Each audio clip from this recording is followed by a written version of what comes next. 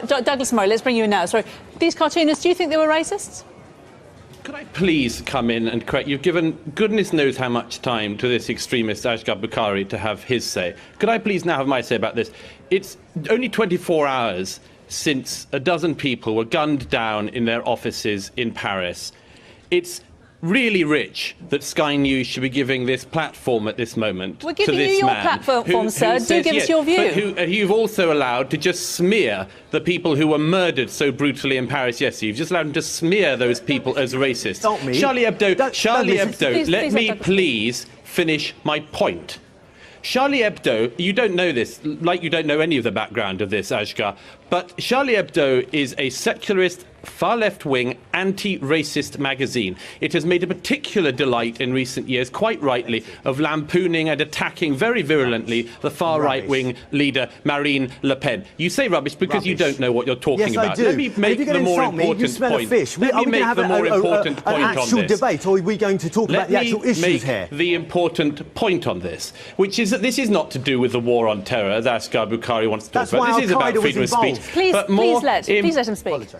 More Sorry, importantly, you have been massively diverted in this programme from what has actually happened and why. What is going on at the moment, worldwide, and particularly in Europe, is an attempt to shut down any and all criticism of Islam, one religion alone. I'll hold up for a moment. Don't worry, it's not a cartoon of Mohammed. You don't have to get scared. This is the Christmas edition of Private Eye, an image which on the front cover lampoons, and quite rightly, quite amusing, not very, the Virgin Mary and Jesus, and has various jokes about where the frankincense should have been bought from and so on. That's perfectly commonplace. But you know what? If anyone had gone into Private Eye's offices yesterday and massacred the staff because of it in the name of Christianity or Jesus, I think that not only would all of the papers today have been a lot more robust, they would have shown, at the very least, shown this image to show what the person was who did the killing was so irate about. The fact is that there is something going on which we have to identify. It is an attempt in our societies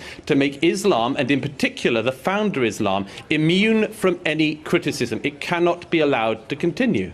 That you say that any representation of Muhammad or any criticism of him in press is different than criticising Christianity, criticising Judaism like Charlie Hebdo has done. It's not about criticism, it's about demonisation. If you want to debate with me, Mr. Murray, the coward that you are, you won't take me up on it, but in a public debate, let the public come. We can have a critical debate on... We can have a critical debate. Well, yeah, that's right, you run away, you keep running away. Please try not to make it personal. We are having a public debate and you've had yours say and he's had his. There's no need to make it personal, sir. Fine, so what I would say is this. Again, I go back to the point. When you have a white middle class being demonised, there's nothing to fear. But when you have an underclass, like the Jews or the blacks, and now the Muslims, and I find it strange that white liberals can't see this. I can understand why right-wing nuts can't see this. But why can white liberals not see that? Why are we so different? Why do we have to be demonised? It's not about criticism. It's a false argument. Okay. That's a pretty atrocious question, if I may say so. We're about 24 hours away from 12 people being gunned down in a newspaper office in the centre of Paris, in a European city, because they offended, allegedly, Islamic blasphemy laws which France, Britain and other European countries do not have and do not believe in and do not follow. And for you to turn the question immediately, not on the people who've been massacred because of asserting their rights as European French citizens, but onto the alleged terrible discrimination of the French is really quite despicable. You went straight onto the alleged backlash. Let me ask you the question again in case you didn't understand it. Do you think this attack, we are in our news bulletins talking in more detail about the actual attack. What you were invited to discuss in this show are the implications of what might follow the attack. Will it underscore the message of those who say there is an incompatibility between Western values and Muslim values? No, you want to paint the narrative which you think turns immediately, not from the attackers, but on the French society, which you would like to portray. I'm giving you my answer, so why don't you listen to it? which you would like to portray as somehow anti-Muslim or anti-Islamic or anything like this. Let's start from the fact that 12 people were massacred because European citizens asserted their right, which they have every right to do, to draw Muhammad just as they have the right to draw any other historical figure, which they believe in or don't believe in, it doesn't matter. They have that right. I don't think at this stage whether, a discussion of the far right in France or anything like that is really the point. The point is people were killed and gunned down for doing their job as journalists and cartoonists in a free society. In countries like Britain and France, most of us are not Muslims, and we do not believe in Muhammad as the founder of any faith that we follow. People are Christians, atheists, all sorts of things. You cannot expect, and this is the crucial thing, Muslims should not expect non-Muslims to abide by their own belief systems. You can yourself decide, you as a Muslim do not want to depict Muhammad, but the idea that is coming along in Europe at the moment is a growing idea that people who are not Muslims, who do not believe in Muhammad, who do not follow Islam, are also to be have to obey the rules of Islamic blasphemy. And in Europe at the moment, that is the big debate. You've made that point. Sure. Unfortunately, if an impartial viewer were watching your program, they'd come away with the idea that all Germans and French people are nascent fascists waiting to expel Muslims. Actually, you just painted, for a journalist, it's quite shocking. You just painted a completely inaccurate portrait of what is going on in protests in Germany, which in actual fact, if you look at it, are highly specific. Can I finish my point? Let me correct you on a factual you said point. I didn't say all Germans or all French are looking to expel Muslims, then you decided and I to say didn't mention that the a Germans protest in any particular country. So now that we got the facts straight, please go ahead. Your incredibly biased portrayal of European citizens starts from your misportrayal of people turning out at protests as being against all Muslims or wanting to expel them. And the presenter in Doha, sit in Doha. It really is astonishing. You are painting a picture of Europe which is outrageous. Across the Middle East, cartoons are published every day, every week, with the most disgusting anti-Semitic propaganda, the most disgusting propaganda in them. And you sit in Doha, a not free society, and smear Germans and French people a mere 24 hours after this totalitarian, I've just corrected you. You don't seem to be hearing me, so let me correct you again. Sorry, sir. I did not. Do you not follow any details? The German protests are against Salafists.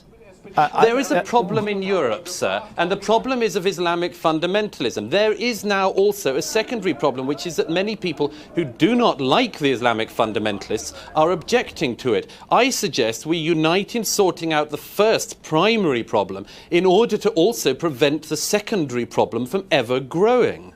Okay. But we have to portray this accurately. Exactly. And you as a journalist should be doing that. We are doing that, and I thank you for your participation in this show. It doesn't sound like it, and it's all very well perhaps you could for then... Al Jazeera from Doha to do this, but really, I will answer it because I'm a free person and a free European in a free society. And I can tell you that the primary problem is people who walk into offices and gun people down. There will be people in Europe, and I hope that they do not grow in number, who will object to that in a particularly unpleasant way. I hope that we all unite in stopping the fascist Islamists who turn up to offices and disgrace the name of their religion and attack people because of their right to freedom of speech. And I think that's what we need to focus on. So Douglas, what drives someone to go into a crowd of young girls and detonate a bomb? An ideology which in his mind would have explained everything: the meaning of life, the meaning of death, God, the universe, everything. And this, as I say in the piece, is one of the most, if not the most profound meeting points in our time, because somebody who believes in those things and with his views meets a group of young women out for a night hearing a pop singer. And the salient point, as it were, I want to bring across in the piece is people like the Manchester bomber say what they think all the time. The people who inspire them say what they think all the time, what they think about women, what they think about Muslims who don't agree with them, what they think about people who aren't Muslims. They say it all the time. But we keep asking this question, who would do such a thing, whilst keeping our fingers in our ears and not wanting to listen to the answer, deliberately not listening to the answer, even when we're told it all the time in the most bloody and brutal tones. The Dean of Westminster stood up in relation to the Westminster terrorist attacks and said, what would drive somebody to drive a car into a crowd of strangers on Westminster Bridge and then kill a policeman? And the Dean of Westminster said, we may never know. And I say in the piece, we do know. We all knew at the time what Khalid Massoud, the Westminster attacker, was inspired by. If the Dean of Westminster had waited a few more days, he could have come out and said, actually, it turns out we've got the WhatsApp messages, and Khalid Massoud said to his mate he's doing it for jihad. But of course, the Dean of Westminster would never get back up in the pulpit and say, oh, I'm terribly sorry, it turns out we do know. Nobody ever says that in our society. We just keep saying, why do they do it? And keep on being weepy mourners at our own funeral. And I think it's high time we change that. Well, the first thing is recognising the scale of the challenge, as Harris has just said, and has shown the scale of the ideological challenge, and to become serious about that. That's one of the points I try to make in this piece, that we really aren't serious about that. We just have this hermeneutic discussion. And there used to be a tendency after every attack to talk about control orders. Harris will remember this as well. You know, another group of people are killed somewhere, and all the politicians and everyone else go on and they say, well, what can we do to tighten up control orders? And sometimes the person doing it had been under a control order. You know, but it was the thing. Now it's, what should we do in the prevent strategy X, Y, Z? To understand the scale of denial on this. I said this earlier today with Andrew Neil, that to understand the scale of this, consider this. Basically, apart from Quilliam and a couple of other Muslim organisations, I can count on 3 fingers probably, every single Muslim group in Britain has spent every year recently campaigning against the only counter-extremism policy that the British government has. Okay? The prevent policy I have all sorts of criticisms with, all of us do. But most voluble Muslim community groups in this country not only said they didn't like this bit of it or that bit of it, they said they didn't want such a policy. They don't want such a policy. And Andy Burnham, the mayor of Manchester, when he was campaigning to be mayor of Manchester, campaigned partly to get Muslim votes by saying that he wanted prevent scrapped. Yeah. So that's the problem. It's all very well to do the morning pray for Manchester stuff, but I don't want to pray for Manchester. I just want fewer attacks, fewer people killed, fewer pop concerts having to have permanent security and so on around them. And the fact is that we're not serious about this, as shown by the fact that there is no pressure on Andy Burnham or on all of those groups that tour the UK saying we don't want any counter-extremism strategy. There's no pressure on these people. All they get is, as it were, the little uplift from joining in singing a rendition of Imagine, or what was it yesterday in Manchester, Everything's Gonna Be All Right. What if it isn't? What if everything ain't going to be all right? I think one thing that it really does have to be said. Most of the time, when there is a form of extremism and it is traceable to a particular ideology, whether that's a religious ideology or a political ideology, others who follow that ideology they don't take responsibility for the actions, but try to work as hard as possible to make sure that anybody who does that in the name of their faith or belief is effectively pushed out. And I think for very many non-Muslims, there has been a great concern in recent years. Not that Muslims as a whole should be held responsible, far from it, but that there has been a certain denial from elements of the Muslim community of saying this has nothing to do with our religion, when in fact everyone knows it does have something to do with it, and that's what's so important to tackle. Tariq says that Europeans associate Islam with violence. There is some truth in that. There is also a very obvious reason for that, which is that Islam is associated with violence. It was not Buddhists who flew planes into the Twin Towers. It was not Hindus or Jews that blew up the London Underground buses a few years ago. And that simple fact has to be acknowledged if you're even going to start a dialogue. We do have a problem. We have a problem when the failures of Islam throughout the world, the failures of all Islamic societies, come here into Britain. Their intolerance of freedom of conscience, their intolerance of apostates, their intolerance of freedom of expression and freedom of speech, their intolerance of minorities, other religious minorities, sexual minorities, their intolerance of gays, their dislike and distrust of half of the population, women, and many, many other things. And the call, what's more, for a parallel legal system within Britain and European societies. This is monstrous. No other group behaves like this, asks for parallel laws. This is a fundamental problem, and it's one we're going to have to deal with. It's a problem between a society, Western Europe, that believes that laws are based on reason, and Islam that believes that they are based on revelation. Between these two ideas, I'm not sure there is very much compromise for Europe. It is not Europe that has let down its Muslims. but the Muslims of Europe that have let down Europe. This is not solely something which we have to say we can never reconcile. Of course we can reconcile this, but we need to be honest about it. We need to be frank about it, and we cannot avoid things just because they are unpleasant. And if there were one thing I would wish Muslims in Europe could learn today, as fast as possible, it would be this: that you have no right in this society not to be offended. You have no right to say that because you don't like something, you can commit violence, or you would like something to be stopped or censored. You have no right to have more hate laws, or hate crime laws, or hate speech laws, just to defend Islam. You have to realize, the Muslims of Europe have to realize, that a society in which even your deepest feelings can be trodden upon is the only society worth living in. And the sooner we can learn that, the sooner that Islam can learn that within Europe, the better. It is not Europe that has failed its Muslims. It is Islam that has failed Europe. I'd argue Islam has failed its Muslims. Thank you.